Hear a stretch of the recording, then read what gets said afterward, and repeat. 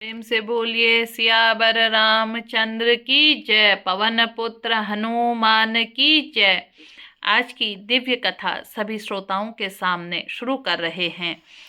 जे मृग राम बान के मारे, ते तनु तजी सुरलोक सिधारे।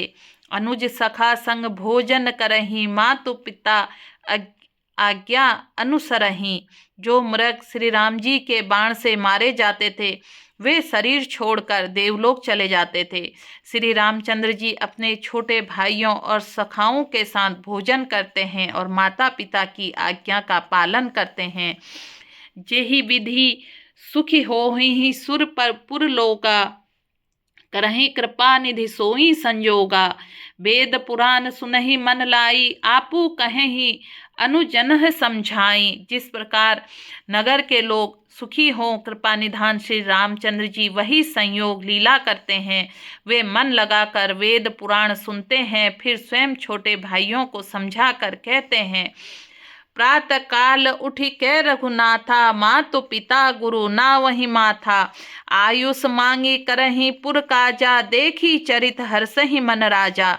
श्री रघुनाथ जी प्रातः काल उठकर माता पिता और गुरु को मस्तक नवाते हैं, फिर आज्ञा लेकर नगर का काम करते हैं। उनके चरित्र देखकर राजा मन में बड़े हर्षित होते हैं।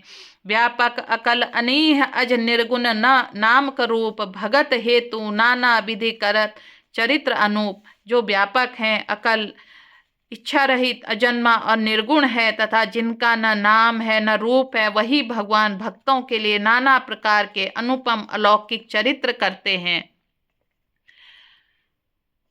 यह सब चरित्र कहा मैं गाई, आगिल कथा सुनहूं मन लाई।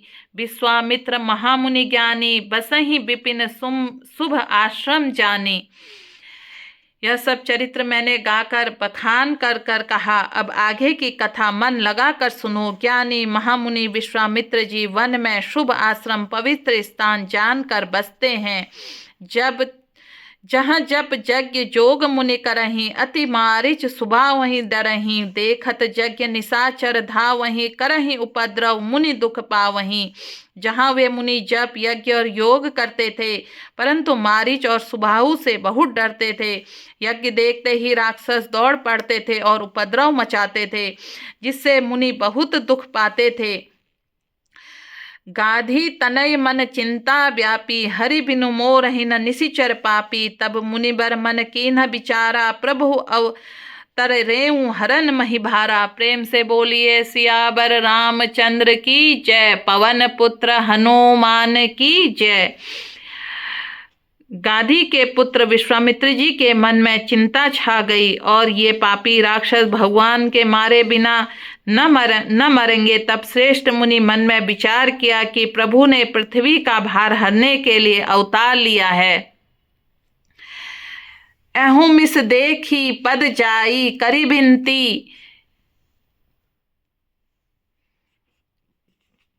आनो दो भाई। ज्ञान विराग सकल गुण अयना, सो प्रभु देखूं भरी नयना। इसी बहाने जाकर मैं उनके चरणों में दर्शन करूं और विनती करके दोनों भाइयों को ले आऊं। आहा, जो ज्ञान वैराग्य सब गुणों के धाम है, उन प्रभुओं को मैं नेत्र भर कर देखूंगा। बहुविधि करत मनोरथ, जात लागी नहीं बार। करि मंजन सरऊ जल, गए भूप दरबार। बहुत प्रकार से मनोरथ करते हुए जाने में देर नहीं लगी। सरयू जी के जल में स्नान करके वे राजा के दरवाजे पर पहुँचे।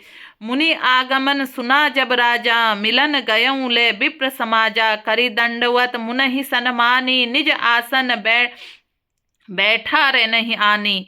राजा ने जब मुनि का आना जाना सुना तो वे ब्राह्मणों के समाज के साथ लेकर मिलने गए और दंडवत करके मुनि का सम्मान करते हुए उन्हें लाकर अपने आसन पर बैठाया। चरण पखारी की नहीं अति पूजा, सो सम आजू धन्य नहीं दूजा।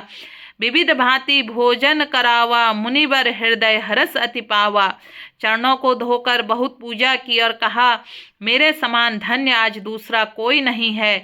फिर अनेक प्रकार के भोजन करवाए, जिससे श्रेष्ठ मुनि ने अपने हृदय में बहुत ही हर्ष प्राप्त किया। पुनि चरणन मेले सुतचारी, रामी देखे मुनि देह बिसारी, भय मगन देखत मुख शोभा, जनु चकोर पूरन शशि लोभा। फिर राजा ने चारों पुत्रों को मुनि के चरणों में डाल दिया, उनने प्रणाम करवाया।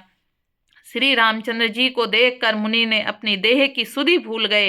वे श्री राम जी के मुख की शोभा देखते ही ऐसे मग्न हो गए मानो चकोर पूर्णिमा के चंद्रमा को देखकर लुभा गया हो।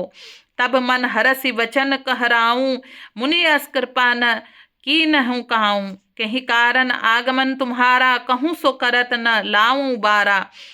तब राजा ने मन में हर्षित होकर ये वचन कहे, हे मुनि, इस प्रकार कृपा तो आपने कभी नहीं की। आज किस कारण से आपका शुभ आगमन हुआ, कहिए, मैं उसे पूरा करने में देर नहीं लगाऊंगा। असुर समूह सता वही मोही, मैं जाचन आयहूँ नृपतोही। अनुज समेत देहूँ रघुनासा, निशिचर बद में हो सब सनाथा। एक बार प्रेम से बोलिए सियावर रामचंद्र की जय, पवन पुत्र हनुमान की जय।